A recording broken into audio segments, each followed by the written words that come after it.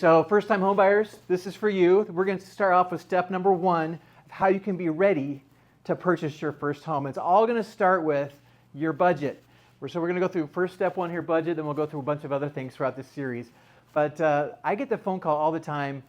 Clients just think that they're ready to go and they haven't even looked at their finances. They don't know where they really are, how much home they can afford, or any of that kind of stuff. So let's go through it all step by step so that you'll be prepared. So number 1, first thing I want you to do is do a budget. In that budget, I want you to make a list of all of your expenses. So go ahead and just, Starbucks, I've got a cable bill, I've got this much in utilities I have to pay, I've got, car payment, all these different things. Itemize everything out that you spend on a monthly basis, and maybe take the first 2 to 3 months and write it all out. You can even go to your bank statement and look at how much money you've spent on whatever, groceries, meals, everything. So write it all down, figure out how much you're spending on a monthly basis so you have an idea, and then subtract that out from what your income is that you're bringing in. And do you have enough left over, or are you spending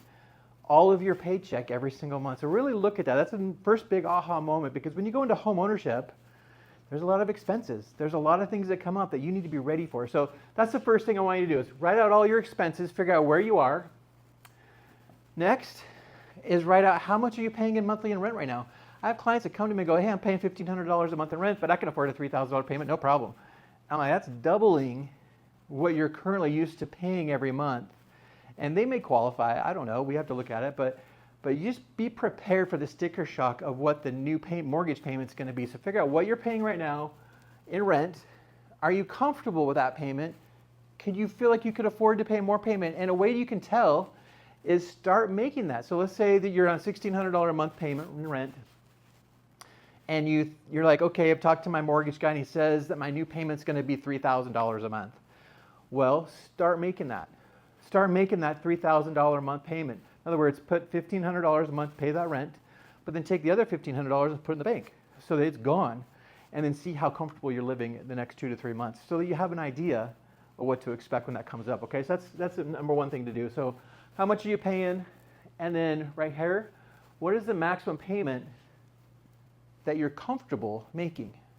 So again, in that example, are you comfortable making that $3,000 payment? And you'll find out real quick if you do my little test where you start writing that check for that $3,000 a month and see how comfortable you are at the end of those months afterwards, just to get an idea. So those are just some first tips right there to start off with. Then after that, there are some actual calculations when we do mortgages to figure out how much you can truly afford, right? So we have a calculation where we'll say your debt to income ratio. That's an important stat. I'm going to write that on the board. Debt to income ratio. You'll hear this thrown around a lot in the terminology DTI, okay? Debt to income ratio. What that is we take your gross salary, not your net, but your gross income, and we divide that into all your liabilities, all the things that show up on your credit report, okay? And that's going to give us a debt to income ratio. That's going to be like the total debt to income ratio, but there's also a housing ratio. So you'll have a total DTI, we'll call it TD, which is total, okay? That's all your liabilities. Okay, and then there's a housing, we'll call it H for housing, DTI, okay? And that's just for your house payment. We'll just put H payment. Okay, so what does this number need to be, and what does this number need to be? So a good rule of thumb, and it's not, we can certainly lend more than this, but if you can be around a 28% on the front side here, on your housing ratio, you're going to be in a great position. That means you're not going to be house poor. And I'll explain that in a little bit. But let's say 28%, and let's just say you go to over here, maybe 40%. Now we can take this number all the way to 55, sometimes a little bit higher, and we can take this number here all the way up to 36, sometimes also higher. But let's just try to get us right here, right? So as a lender, yeah, we can push it. We can push your limits. We can make you get into that home by qualifying you. But again, how comfortable are you going to be? And this is where I really want to talk about, because there's a lot of things that come up when you're a first-time home buyer that you just don't expect. You just don't know, right? So how do you calculate this 28%? So let's just say you have your income at $10,000 a month. Let's say that's your gross that you bring home every month. Well, take that number, multiply it by 28%, and you get $2,800. Okay? That's how much you can afford as a monthly housing payment. So in our example, let's say we were at $1,500, and you brought me your stuff, and we verified your pay stubs, your W-2s, and your bank statements, and all the good stuff that we verify, and we came up with a number, and we're like, yeah, $2,800 all day long. You're good. You're good to go. And you're like, perfect. What is that? How much home does that get me? And then we go through all that with you. So that's how you figure out that. Now, so in this example here, we can go all the way up 36%. That means $3,600. That's a whole lot different ball game with a different size home. So there's options there as well. Total liabilities is we take the same calculation here, $10,000. We add your payment right here, what your proposed monthly housing payment would be, plus all of your other debts that you have, your car payment, your credit card monthly payments, any student loans you have, things like that. We add all those up, and we want to make sure that you don't exceed these figures right here, okay? So again, perfect world, let's try to keep you in this range. Why do I say that? I'll have realtors in here, they'll be like, Dan, what's up? You know, we want to give them the most home possible because we'll get a better commission and all these things. And I get that. And I want you all to make your money. I want you to get into the most beautiful home that you can get into. But I also want you to be comfortable with that mortgage, because here's what's going to happen. So I kind of put some things here. I don't want you to be house poor. What does that mean, being house poor? Being house poor means I get my paycheck in, and every month, almost the majority of my paycheck is going to my house, and I get nothing left over to go to the concert. I don't have anything left over to go to the movies, or to go out to dinner with my buddies, or just live life, right? You have nothing left over. It's all going to the house, and then all your other debts and then bills that you got to pay, and then you got just a little tiny bit left, right? Well, that's not good. You want to be able to be this number over here to be a little bit larger, so you're not what we call house poor, which means you're throwing everything into that house payment. Because what I want you to do is I want you to be able to maximize your 401k and or your IRA every month. So if you have a lower payment, so in this case right here, we were saying at 36%, you'd be a $3,600 payment. So yeah, we could still get you there, right? You could still qualify for that. But what if you went for the $2,800 a month payment, a little bit smaller home, and you had, what is that, $800?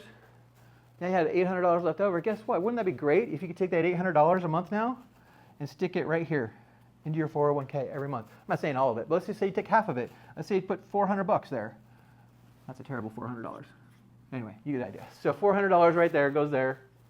What if you took some of that other money? Let's say we put $200, and you start putting that every month into a savings account to make sure that you're building up your reserves. So you want to typically have 3 to 6 months of your mortgage payment here in the bank in what we call reserves. So take $2,800, multiply by a minimum of 3 or 6, whatever, and just get that amount of money in the bank, and don't touch it. It's for emergency purposes only. It's there should you lose your job, something bad happens, whatever it is. You've got 3 or 4 months, 6 months, preferably. We want to get you all the way to 12 months. 12 months of reserves in the bank for your mortgage payment, so that if something happens, you're okay. Because in 12 months period of time, you can pretty much rebound and get back on your feet again. You're going to be okay. So let's build up our reserves. And then the other thing, let's just take the other $200 here, and let's put it towards emergencies. So we're talking about, like, you lost your job, that's an emergency. What if you had a bad car accident? Or what if there was medical bills that came up? What if there was all these other terrible, horrible things that could happen, emergencies that happen in your life? Or maybe you need to jump on a plane last minute and go see your parents, or whatever it is. We want to make sure you've got money also set aside for emergencies, and also for your house emergencies. What are you talking about, Dan? What kind of house emergencies could there possibly be? Well, I'll give you one for me, for example. Recently, we live here in Arizona. Our home's beautiful. But our AC went out, and that was an expensive bill. That was over $22,000 that we were not expecting to have to come out of pocket and pay for, right? So there's these major expenses that can happen. What if your water heater breaks? A lot of people go on vacation in the summer times. They come home and their house has been flooded because their water heater broke. So now they're gonna come out of pocket thousands of dollars to get all that stuff repaired. Lots of different things that can happen, right? So be ready for house emergencies as well.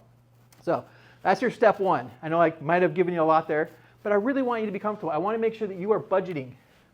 Really budget yourself. Figure out what is your monthly payment that you're comfortable with, That's the key here, so that you're not house poor. And a general rule of thumb, again, is try to use 28%. If you can do it, that's great. I understand if your needs are, I got to go for the little bit more expensive home, I got to get a little bit bigger because my family, I understand that, and that's okay, and it's good to do that. But try to be here, but no, you can be pushing it up a little bit higher if you need to. But the key is making sure you're comfortable with your payment, start making that payment so you know kind of what to expect and what that feels like as a family, and then get yourself some reserves built up so that you're ready to go when something else happens. Okay, so that's step one. Let's move right into step two here in just a second.